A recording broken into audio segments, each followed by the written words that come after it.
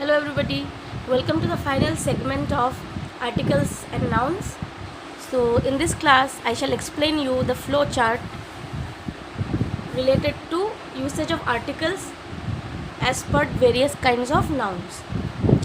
So our question arises, how to determine the correct article for nouns.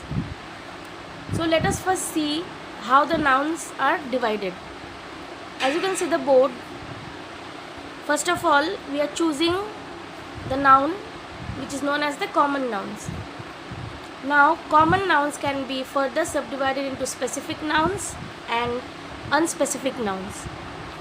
There is no further subdivision of specific nouns, but unspecific nouns or non-specific nouns can be further subdivided into countable nouns and uncountable nouns.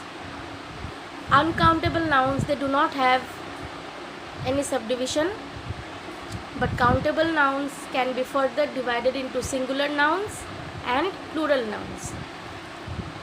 Now let us see which article or articles can be used before these nouns. As you can see the board, the definite article the, the or the is used before specific nouns. For uncountable nouns, we do not need any article before it. For singular countable nouns, we use the indefinite articles either a or an before it. And again for plural nouns which are countable, we do not need any article before this.